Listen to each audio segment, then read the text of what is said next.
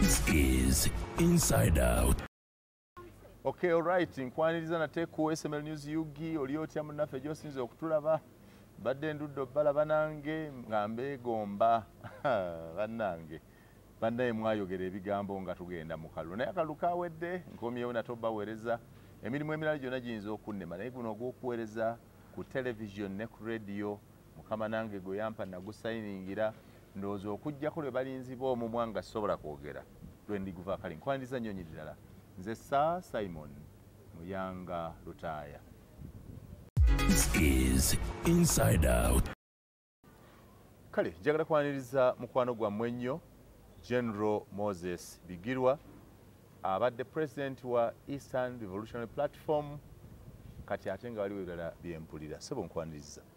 Nange nsenso okuddamu okulaba. Bulungi. Ddala ng'okyali mulamu. Mukama nkuumye. Muliyo mutya. Kuyozaayoza gye mubadde. Manyi Bigirwa sikwesiga. Bigirwa onjozaayoza oba onkudaalira. Kuyozaayoza naye wakati mu kuyozaayoza nakugamba buli musambi w'omupiira alina ttiimu gy'asobola okusambiramu. Muhammad Salah yali ku Chelsea ne gugaana. N'agenda ku Liverpool n'atwala Champions League nga ye star wa team, n'atwala Premier League 2 nga ye star wa team. Yeah, your brother speaking now. Yes, I am giving you reference in regard to your political progress. Kevin De Bruyne yali ku Chelsea ne gugaana. N'agenda ku Man City n'atwala Champions League, n'atwala Premier League ez'omudingano nga ye star wa team. Kati si buli tiimu nti bagisambiramu. I feel sorry for obadde otegeeza nze sizannya mupiira nkusaasidde karakita yo karakita yo ne karakita ya NRM tebikwatagana. Era it was a fundamental mistake for Sir Simon Muyanga Lutaaya gwe tukuze naye tukuze tulaba okumalira mu basajja abo wali tujja basobola naye kyenkwebazaako kiri kimu nti wavuddeyo ng'oli mulamu. Yes, atani yandinzitiddeyo because NRM politics is characterized by two factors. One, money, so tanaba kufuna kubisana nabo. Two, violence. You are not a violent man. I am not. You are not. Honestly speaking, I am not. Yes. I'm not. Tosobola kukwata milioni ku budget ya campaign yo nga kuliko milioni 5 nga za gaali. Tosobola 50 million for gaali. Tosobola kakati obadde tosobola kuvaayo naye kasi wavuddeyo ng'oli mulamu. Omanyi kyenkwewuunyaako oli mukalukalu tojja busera. Si mukalukalu. I am seated with you here and you are saying these things straight into my face. No, you are my elder brother. Lwaki sikugamba nga tubadde ffenna mu trenches. People are telling you that join General Bigirwa Moses mutambuze. Omusajja yampandikira kuva mu America. Nakugamba nga nakatandika ERP. Mbuyingire Bigirwa akobwa Secretary General oba obwa party spokesperson muzimbe. We were supposed to build a Usoga thing, a political move for Usoga. Ne mundabanga kazanyikirize ne mugamba mugenze mu bibiina ebinene kakati wajjeyo ki. Naye ate sina kye najjeeyo kale katugambe. Naye ate mbadde nveeri nzije ndabe bwe twogera ku ERP nenga nti ate gwe wajjeewo olusaniya. Bw'oti enkola ya piraawo. Nedda ssebo kakati ERP yakuze. Negaziwa nefuuka ya gwanga. Because the other one was ekisinde. Nga kiri limited mu operation kiri mu Busoga and Eastern. Okay? Kakati tulina platform ya gwanga lyonna. We brought other stakeholders on board tutambule. So now we have a national platform. Kati nawe Bigirwa. We formed the Common Man's Party. Bigirwa. Kati nawe nkufunye. those contradictions tamale mirundi yazikolanga obadde otugamba wano bulijjo nti omuntu nayagala ekintu nga kiri national tekijja kukola ekinaakola kireka kubeera regional akwata Buganda kwata akwata Busoga kwata akwata gundi kwata kati oŋŋamba nti ERP yakuze naawe eri national. That is a fundamental contradiction. It is not. It is. One, legally, twali twetaaga legal status. Nga bw'ono ogamba nti olina essomero naye teririna center number. Niyo oba ng'osomesa abaana otya credit egenda ku ssomero gye baatuulidde. Kati ekyo nga tulina okyansalinga. Two, ERP obubaka bwayo kati ate buviirayo ddala mu Common Man's Party, because we are talking about sharing the national cake at a regional level, at a sub-regional level, at a district level. Obubaka bukyali valid. Ekyo beera ng'okimanyi. Kubanga tugamba Olusaniya is our symbol. Okay? The serving tray of a platter, it is our symbol. Webanga ye symbol yaffe etegeeza ki? Twagala buli region ebeere na access ku Lusaniya era ng'edevelopinga kyenkanyi nga regions endala bwe zidevelopinga. Yes. Teka kumbuzaabuza. Sooka okkirize nga abantu bakulaba nga bwonga nti I made a fundamental mistake to join NRM. Kirese nga bw'okigambye ekintu kyabadde kikutuddemu. Kkiriza mu kamera muno ng'abantu bakola kuba be babo nti ekintu kyabadde kikutuddemu. No. Mu objectives za ERP twagamba tugenda kola alliances never actors abalala. An alliance cannot swallow you. The alliance is swallowed of what? Of Common Man's Party. From being a party president to a secretary general. From being a president of ekisinde. Egwe wagano kiwagira oli Musoga. Kati gwe bwogano kiwagira oba okirekedde ani omulala. Badde nkiwagira. Ensobola kinkukyaza ate buli nkyazaani wano. Omuntu yenna akuyitisayizinga. Sirina ssente zenkuwa. No, omuntu yenna akuyitisayizinga my move. Era oyo abadde tampagirangako bukyanga ntandika ebyobufuzi. Why did you not build to metamorphose into a political part of yourself? It was a matter of time. Yakuze kyekyo. Ekisooka sigenda kwesimba kuba president kati. Njagala bubaka bwa parliament. So oleka omuntu ayagala oba president n'asooka abeera mu eyo space n'ozimba. And you know the significance of the secretariat. Okuva what? You know, Ochogeda nti we have been in the trenches together. Now let's speak truth to these people. You know, politics ono. Zengera bwogambye nti I'm a gentleman, I'm truthful nyiza obutamusobola. Njakala nnyo kola truthful. Abantu bigirwa abakulinamu obwesige n'abeebweru babadde bagenda kuwagira ne Busogadde batandise ogenda nga bakutegeera mpola mpola ng'ekibiina kyo ERP. Nobody will understand you mu ebyo byozzeemu. Ate why? Gomanyi okonfirming ekya nuupu nti weseera utoli mwangu oggula. Omanyi speed ya Olusaniya kwe lutambulira.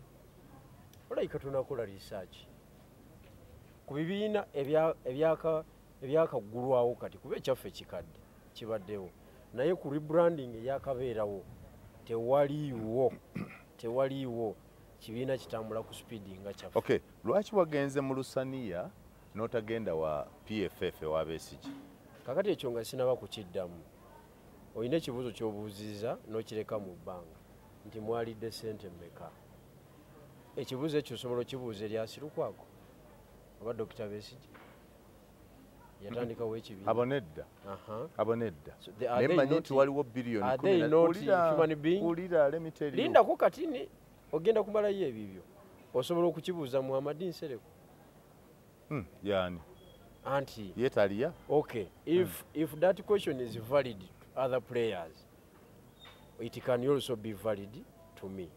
But if you cannot ask the same question to Dr. Besigye and Elias Lukwago. No, for Besigye and Lukwago I can't. The for question is invalid. I can't, but the rest I can ask. The Democratic Front, you know these outfits. You know the way these outfits are springing up. They are bound for suspicion. No, that's why some of us lost hope. You are Munamaulire Simon. Okay, tonawula ku billion 15 ezafulumye. Nze sinaziwulira olw'ensonga. Democratic Front teyafunyeeko. Ekyo simanyi because I'm not a member.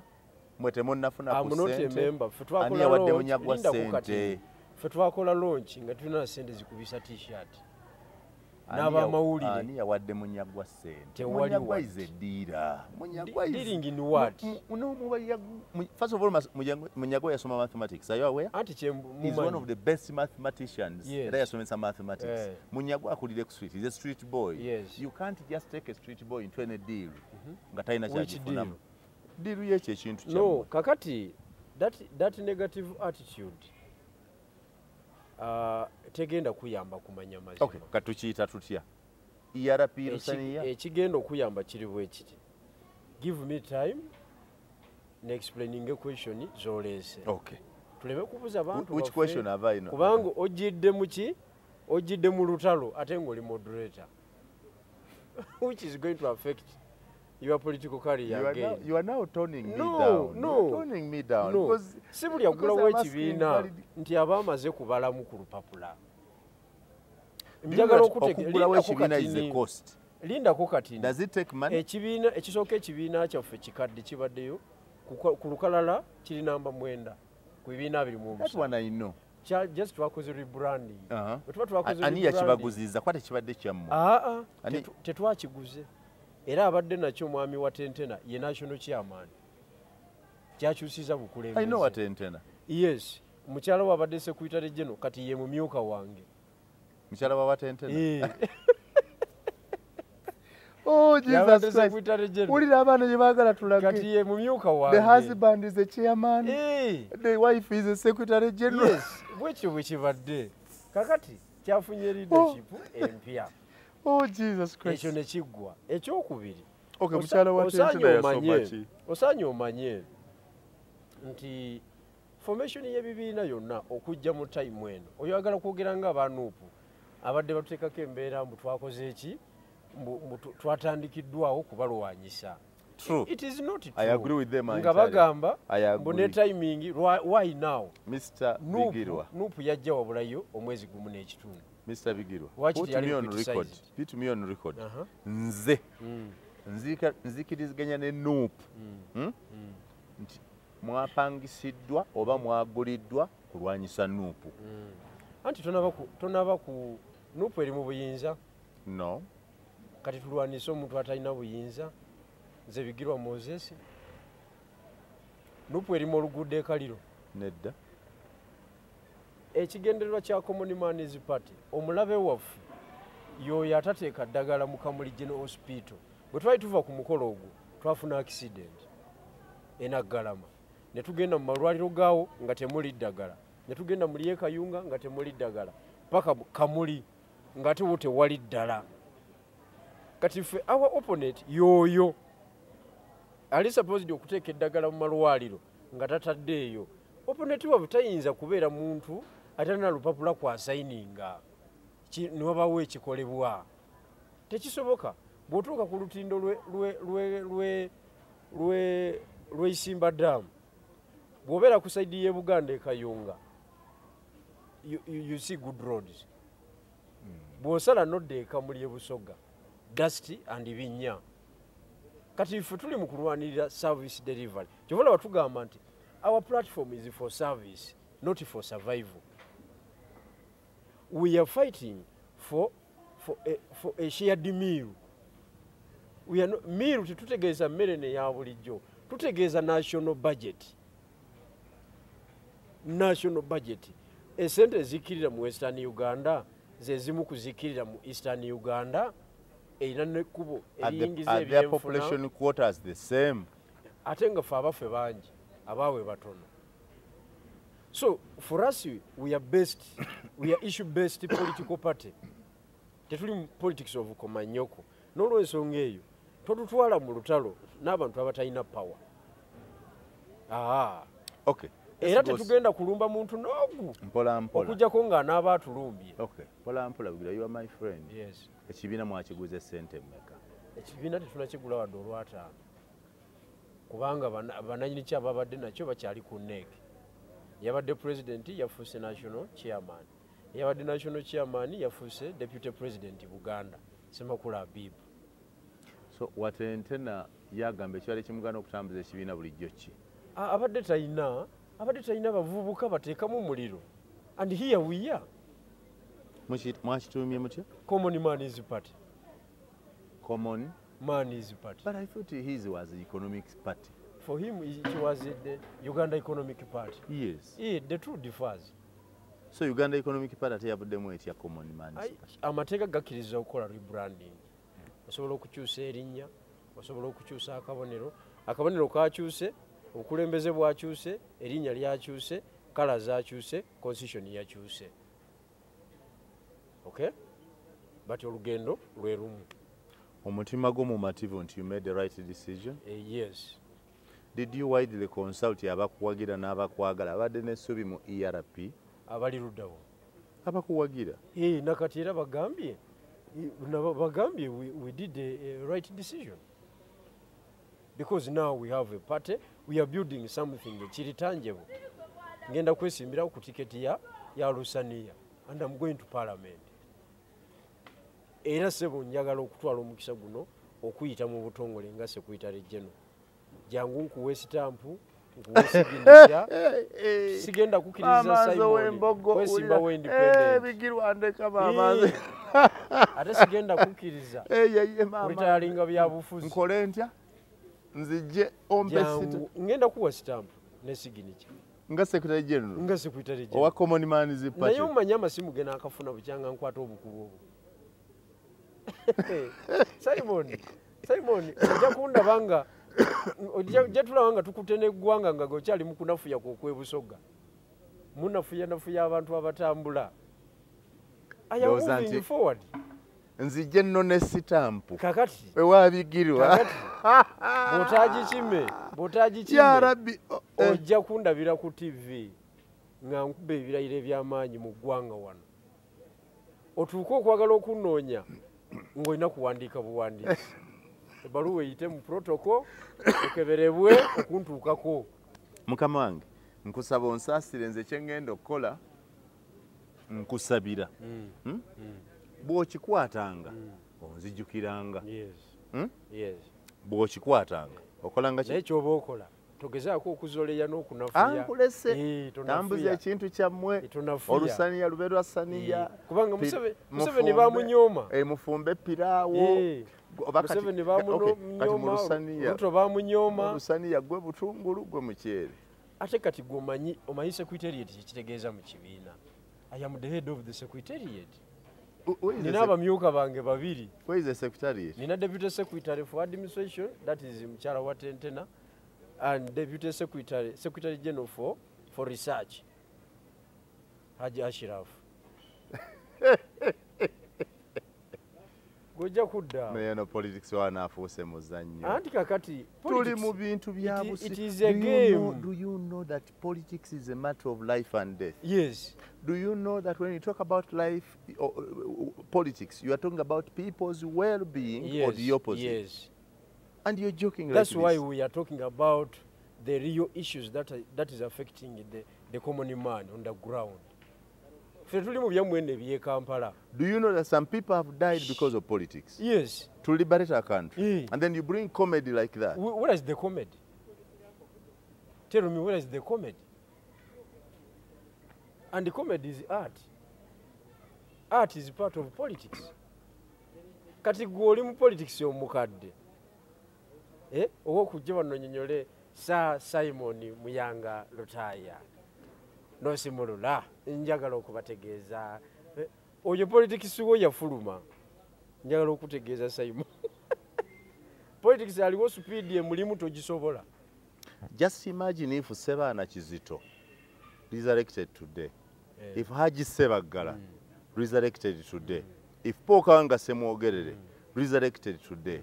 If Mr. Francis Bwenje met you, if Chapa Karuhanga looked at you, Yes. if Dr. Besigye got out of prison and found you, Babeera basanyufu nnyo. Huh? Nti abaana be batendeka bakuze. Because this is our time. I am 40. Gobolo kyebalira mu buvubuka gw'omanyi. Me am mature enough okuwa direction eggwanga lino. I am mature enough to provide leadership. Gobo kyali kavukavuka abatimbi b'ebipande ebyo bibyo naye nze kyenjagala okutegeeza we are progressing and in the right direction. We have agreed to sacrifice our country to comical actions, to comedy, to jokes. Ati nze tondaze jokes ne comedy mu Common Man's Party because twademonstratinga ekijjulo kyetwajjulira abataka olusaniya nti we want all sub-regions to eat. And politics is about who gets what, when, and how. That is the essence of politics. Kakati kiki ky'oŋŋamba kinamenya amateeka. Definition y'esemberayo ddala ate nga yeesooka yeeyo who gets what, when, and how. Kati ffe tugamba sub-region endala zifuna ki, zikifuna ddi, zikifuna kitya. Because Buganda and Western Uganda, they have dominated the national politics. By design? They are or by their effort? They have dominated by the national resources. By effort. So we are also putting in by effort. efforts. Balima.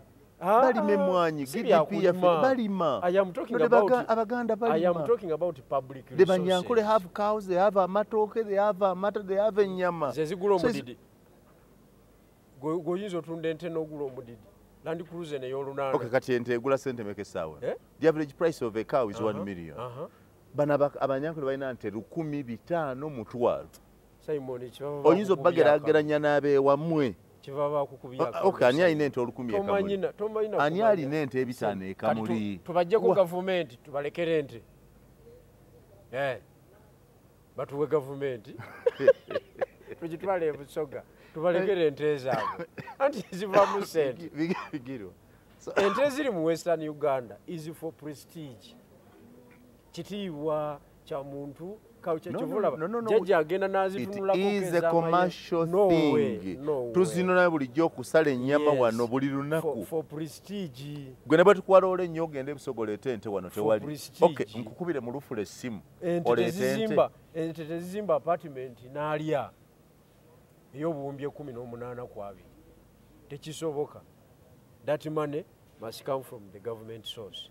Kati tombuzaabuza nze kyendiko nkimanyi manyi power kyekitegeeza toyinza mu bino mbu tulimu obumonde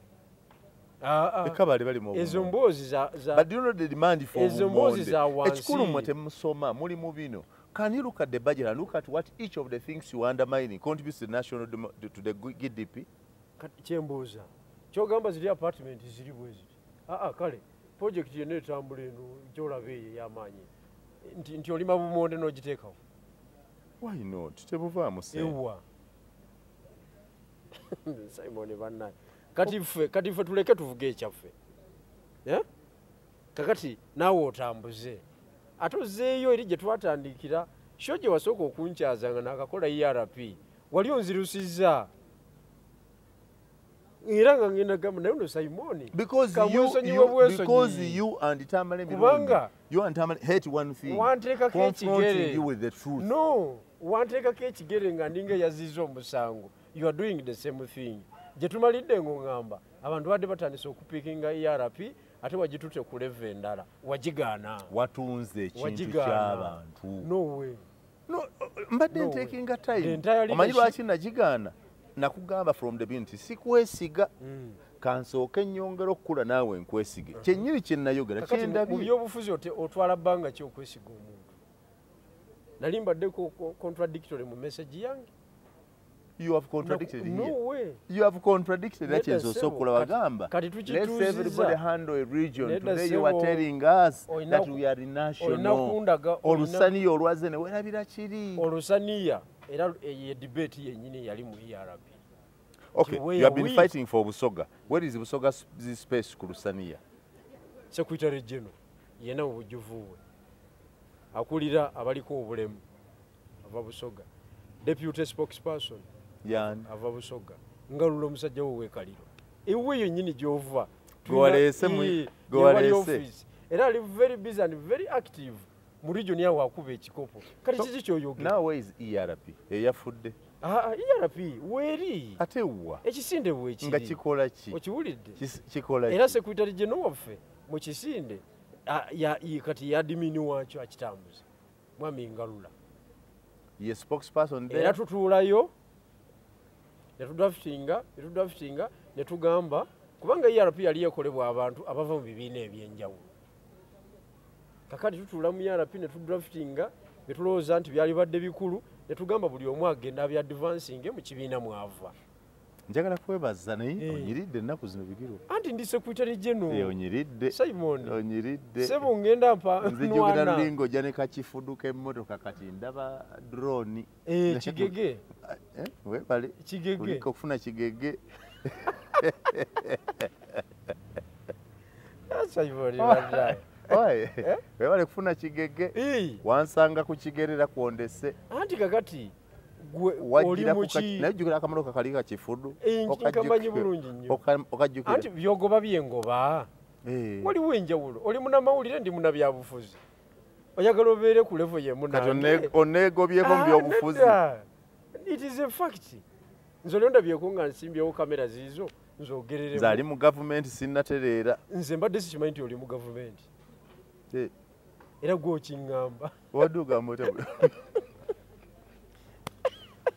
nze Simon Muyanga Lutaya